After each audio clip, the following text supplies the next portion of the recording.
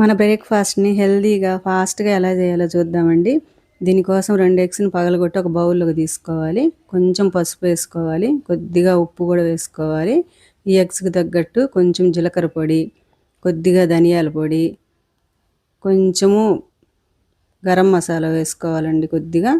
తర్వాత black pepper పొడి, మిరియాల పొడి కొంచెం వేసుకోవాలి. వేసుకొని ఇంక బాగా బీట్ చేసుకోవాలండి. నేను కొంచెము కరివేపాకు సన్నగా తరిగేసుకున్నాను. మీ దగ్గర కొత్తిమీర కూడా ఉంటే వేసుకోండి, బాగుంటుంది. ఇంక ఈ విధంగా బాగా బీట్ చేసుకున్న తర్వాత పాలు వేసుకోవాలండి దీంట్లో. పాలు వేసుకుంటే మనకి బాగా మెత్తగా వస్తాయి అన్నమాట, మనం బ్రెడ్తో చేస్తున్నాం కాబట్టి.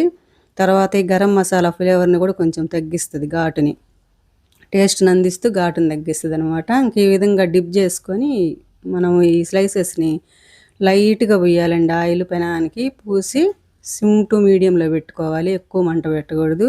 సిమ్ టు మీడియంలో పెట్టుకొని బాగా కాల్చుకొని తీసుకుంటే మన హెల్తీ బ్రేక్ఫాస్ట్ రెడీ అయిపోతుందండి. చాలా త్వరగా చేసుకోవచ్చు, హడావుడి లేకుండా. పిల్లలకి స్కూల్ టైంలో కూడా ఫాస్ట్గా చేసి పెట్టొచ్చండి, హెల్తీగా కూడా ఉంటుంది.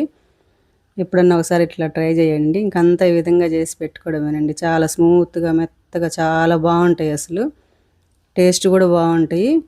పాలు వేసుకున్నాం కాబట్టి బ్రెడ్ స్లైసెస్ చాలా మెత్తగా వస్తాయండి. చిన్నపిల్లలు కూడా ఈజీగా తినొచ్చు. తప్పకుండా ట్రై చేయండి.